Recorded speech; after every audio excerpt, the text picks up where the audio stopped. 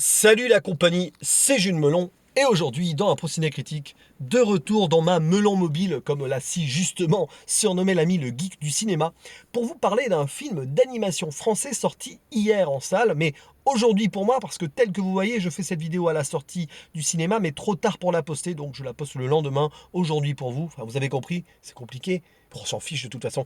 Je vais vous parler donc de ce film, Les Hirondelles de Kaboul, réalisé par Zabou Brightman, actrice-réalisatrice, qui s'occupe du côté scénario, dialogue et adaptation, parce que c'est à la base un roman écrit par Yasmina Khadra, et elle est donc épaulée par Eléa Gobé-Mevelek pour le côté animation.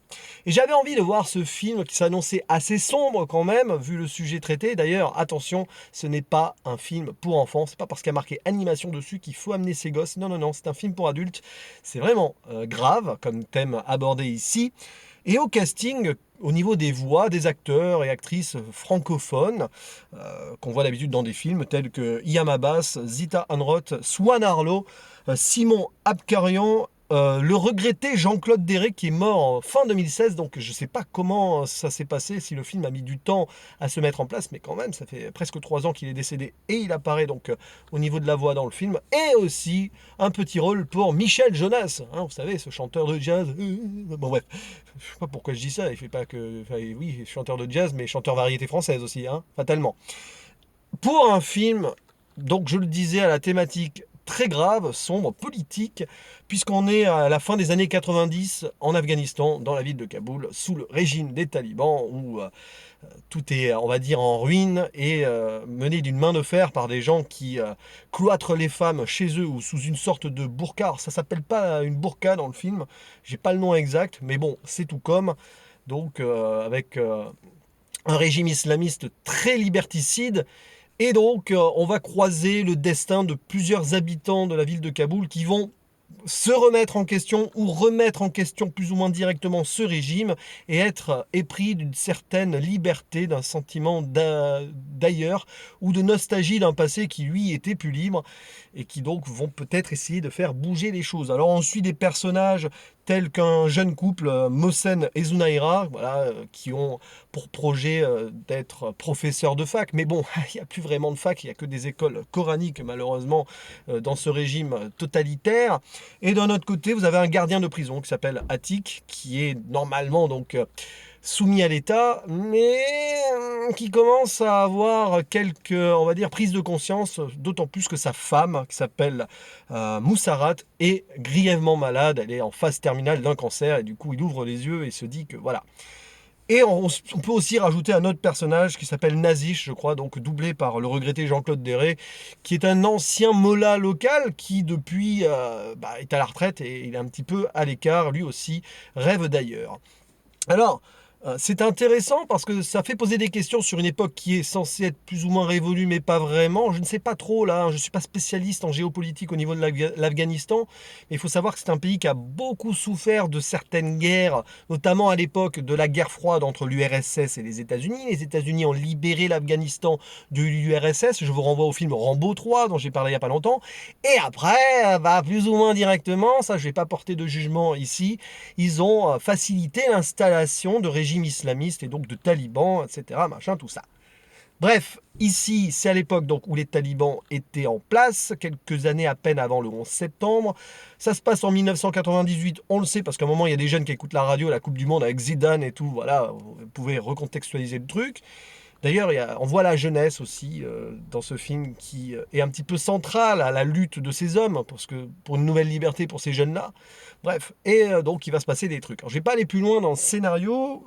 Attention, attention, âme sensible, s'abstenir, parce que c'est un film très sombre qui ne tire jamais dans le pathos, on est dans la gravité ultime et le rythme s'en ressent. Le film a beau faire 1 h 30, c'est assez lent, assez posé. Et là où ça pourrait être un défaut, je trouve que c'est l'une en fait des qualités du film parce que certes, on pourrait pleurer. Moi, j'étais à deux doigts à certains moments quand même à l'intérieur, ça touche, mais ça ne va jamais dans le tire-larme et ça raconte une histoire grave qui probablement, enfin aurait pu être tiré de faits réels. Je ne sais pas si le roman est plus ou moins réaliste ou non. Enfin, réaliste, oui, mais réel sur des histoires réelles, je ne sais pas. Mais ce qui est sûr, c'est qu'il se passe quelques petits trucs dans le film qui vont pas vous épargner. Et ouais, d'ailleurs, à un moment, il y a un twist vers le milieu du film qui, ah tiens, voilà, alors qu'on s'attend peut-être plus à autre chose, et pas du tout. Et voilà, et voilà. Bon, il y a des scènes qui sont assez pénibles, et dès le début du film, on voit une femme, donc, sous sa prison de toile, qui se fait lapider à mort par des hommes et même des enfants, enfin pas les enfants ils lapident pas, mais ils regardent ça sur un char en mode ouais et tout. On voit à quel point la jeunesse malheureusement est corrompue par ce régime-là. Et l'un de ces lapideurs lance presque la dernière pierre, c'est donc le mari de ce jeune couple-là qui a aussi envie de liberté. Ça le traumatise, et il se passe des trucs dans le couple et tout, c'est pas forcément la joie. Dans ce couple, la femme est très libérée intérieurement, elle dessine sur les murs, tout ça, mais évidemment elle ne peut pas sortir dans la rue. Et voilà, bah, le destin de ce couple-là va croiser le destin de cet autre couple, donc le geôlier et sa femme malade.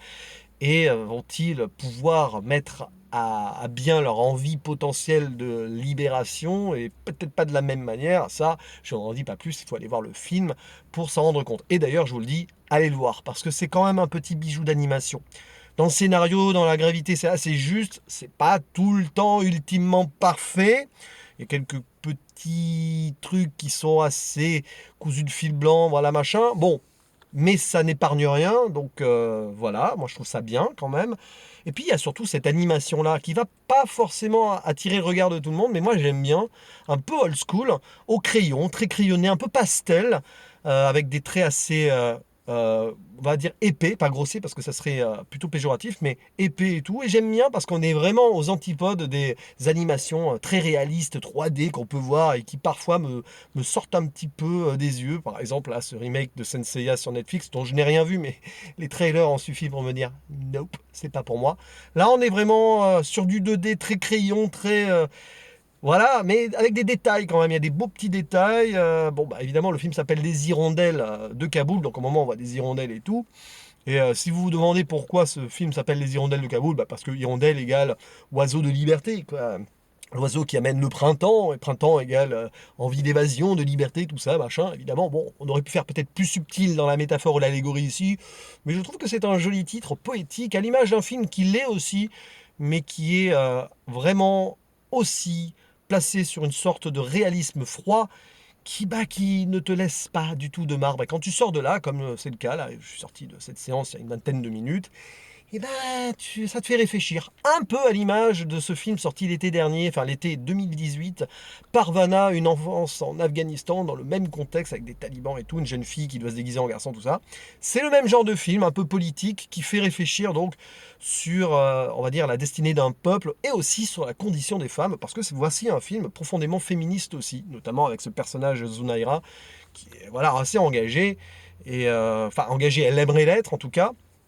Et voilà. Puis bon, le destin final du film est assez touchant, même si très prévisible. Bon, ce qui se passe à la fin est prévisible, mais bon, ça a le mérite d'aller au bout de ses idées, j'ai envie de dire, donc c'est bien. Donc voilà, un vrai film coup de poing, simple à la fois, mais coup de poing qui n'épargne rien et qui est plutôt joli esthétiquement. Que demander de plus, si ce n'est que voici une belle réussite d'animation française, comme quoi l'animation française se porte bien cette année, voilà, entre Minuscule 2 et celui-ci, pour ne citer que ces deux-là, parce que je crois pas en avoir vu d'autres, ou alors j'ai oublié, si j'ai oublié, tant pis, de toute façon, il y aura le bilan de la fin de l'année pour s'en rappeler le cas échéant, en tout cas, voilà. L'animation se porte plutôt bien, et quels que soient les thèmes abordés ou les pays dans lesquels elles sont faites. Voilà, c'est tout ce que j'avais à dire sur ces hirondelles de Kaboul. Allez le voir, allez défendre ce film au cinéma. Bon, il faut pas que vous soyez trop dans le down quand même. Parce que, voilà, c'est pas happy face tout ça. Même s'il y a des motifs d'espoir qui sont intéressants à analyser derrière tout ça. Je vous dis à la prochaine. Ciao.